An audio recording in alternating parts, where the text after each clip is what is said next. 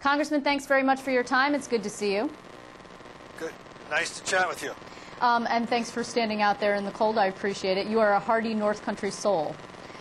Well, I am that, and I'm happy to be in the North Country, actually. Well, and you made it out right before the snowstorm, so you're very lucky. I want to talk to you briefly about this bill that you've now reintroduced that has to do with a certain provision of the health care reform law. If you wouldn't mind just explaining how that works. Sure.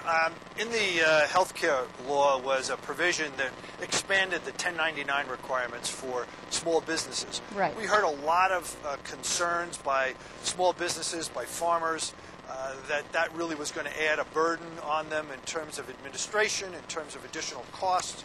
And so I introduced last year, along with Congressman Murphy and Congressman Levin, a bill to repeal it. That was defeated, and now I've reintroduced the bill again because I think it's important that we accomplish repeal of that provision. Yeah, this is one of the areas that Republicans and other people who are opponents, particularly of the health care law in general, like to point to. It was supposed to generate $19 billion worth of revenue, but it required that businesses had to send the IRS a 1099 form for every business-to-business transaction of $600 or more, which is a very onerous thing to have to do, is what I understand. Right, and that's what we were hearing. It was something that I questioned before the law was actually passed. It was one of those provisions I had some concerns about, and as soon as I saw the opportunity to take action to repeal it, I did last year. Okay, so what the president said in the State of the Union was, quote, "We can start right now by correcting a flaw in the legislation that has placed an unnecessarily bookkeeping burden on small businesses." This is something that he is, when he talks about health care reform, he is not willing to go for full repeal, which is what the House Republicans have already passed. But he is willing, it sounds to me, to do some tinkering around the edges. When you heard that, it must have sounded like music to your ears. It certainly did, because that afternoon I had actually introduced my version of the bill to repeal the 1099s. So I was very happy to hear him pick up on something that I was already working on. Well, the problem, though, is that you're suggesting that it should be funded. Again, we're talking about $19 billion worth of revenue is not small change. So you're talking about funding this by an increased tax on high earners, right? And also the president indicated that he supports that. He talks about tax breaks for millionaires. The problem here is that the House is now under control by the Republicans, and they're not interested in new taxes. So how are you going to get around that? Well, the Republicans have to come up with a way to pay for this as well. Even if they move to repeal it, they're going to have to find a way to cover that $19 billion. My proposal says I'm willing to cover the $19 billion, and anything we collect in additional revenue will go to pay down the debt and the deficit. So really, this is the first plan that anyone has authored that talks about how we're actually going to begin to pay the debt and deficit down. I don't think there's an economist in the United States that would accept the proposition that we can get to deficit and debt reduction merely by cutting. We're going to have additional revenue. Well, it's interesting that you should bring that up, though, because it's a similar argument that we're having here at the state level, as of course you're well aware. Andrew Cuomo says that he thinks he can cut his way out of a $10 billion deficit, and we're going to see on Tuesday when he releases the budget how he plans on doing that. But again, we're talking about extending the millionaire's tax. Some people would like to do that. The governor says he doesn't want to do it. But yet the president, who is also a Democrat and has the same fiscally conservative message, if you will, a pragmatic centrist message, is willing to see that happen, as are you. So it seems like that issue of taxing high earners is dividing the party, is it not? Well, I think that, different levels of government have different issues. Obviously, there's maybe some difference in philosophy or how we're going to accomplish the task. I'm putting this out there because I think we have to talk responsibly about how we're going to pay down the debt and the deficit. I'm perfectly willing to compromise on this issue. If someone has a better way to get this done, I'm happy to talk about that. If my colleagues on the other side of the aisle have a proposal, I want to talk about it. I want to see if we can negotiate a compromise. And I think the Republicans full well understand, after the lame duck session, that we're all going to have to compromise in order to get things done that we want. And so I'm hoping that my bill prompts some of that kind of activity. I sat with 4 colleagues from the other side of the aisle and 2 members of my party at the State of the Union And I think that that's a good beginning. Some people would say window dressing.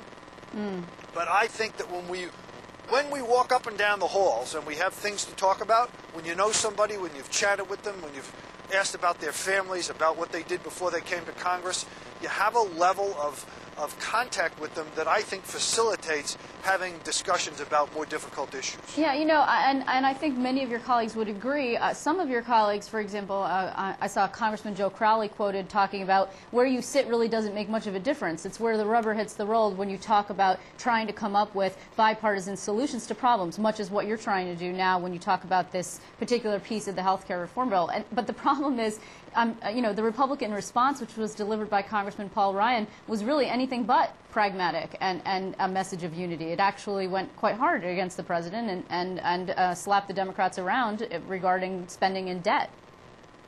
Well, if you remember in the lame duck session, Senator McConnell took some of those same positions, and ultimately the majority of his party, or a significant number of his party, came to compromise solutions on a number of issues with the president.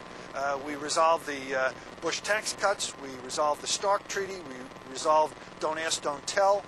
So not everybody in each party is going to get on board with a particular piece of legislation, but it's clear that enough people are beginning to think about how we're going to compromise and get things done, and it may take another couple of months before my friends on the other side of the aisle come back and want to have a conversation about some of these things. But you got to start somewhere. True, but don't you think also your friends just inside the Democratic Party who might be trending towards a little bit towards the liberal spectrum might have felt a little bit out in the cold? There weren't a lot of sort of traditional Democratic issues in here. There wasn't a lot of talk about the poor, with the exception of let's not cut too deep so we don't hurt the people who are the most vulnerable. It sounds great to someone like yourself up in the North Country. Of course, you're sitting in a seat that was held for a century, I believe, by the Republicans, if not longer. But maybe for the people on the left, it doesn't sound so great. Well, you know, that may be true, but I think we all have to deal with the reality that the country now faces. And I think we have to act responsibly in that regard. And if that means we have to move towards the center as a group, then I think that's what responsibly we need to be doing. And there will be times and there will be opportunities for members of my party who maybe think somewhat more progressively to have opportunity to negotiate things that they feel are important. But that said, we all need to come together to solve the problems. And we have to face the reality that we have a very severe deficit and a debt that's rising on a daily basis. And those are realities we have to come to grips with. Congressman, speaking of your seat, I'm just wondering, had you had any conversations with members of the Senate regarding the redistricting and the drawing of the lines that's coming down the pike? And are you concerned about this push to take the power of that redistricting out of the hands of the elected officials and put into some sort of nonpartisan redistricting commission, because that's something that would be harder for members of Congress to influence? Well, it would also be harder for members of the Senate and Assembly to influence as well. True. So I think that everyone will have to take that risk together, and it would certainly be different if it was only affecting members of Congress, but it's going to affect 3 legislative bodies. And I think if we can come to a scenario where we do have a commission that's working on that, I'd be comfortable with that. I'm also comfortable with having the state legislators come up with appropriate maps and submit them to the governor. But even though there, as you know, there are 2 seats that New York is likely to lose, and the expectation is that one, if not both of them, are going to come out somewhere of upstate, and that could be potentially problematic for you.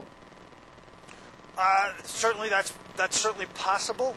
I think we're probably 6, 8, 10 months away from even seeing an initial design of where we think those seats are going to be impacted. I am one of the seats that needs actually fewer people added than many of the other seats in New York. So it's going to be very interesting to see how that plays out. I don't really have a particular roadmap right now. And again, I'm going to have to wait 6, 8, 10 months to see how that plays. I want to let you go, Congressman, because I don't want you to freeze. But just briefly, you are at Fort Drum, are you not? We just came from Fort Drum. Yes. Okay, cool. And you were there for, what were you there for again? Well, we were there for a remembrance ceremony. Right. Right. for some troops who were recently killed in Afghanistan. Right. Okay. I want to thank you very much for your time, Congressman Bill Owens. It's good to see you. Thanks so much. Thanks very much. Take care. Bye-bye. Bye-bye.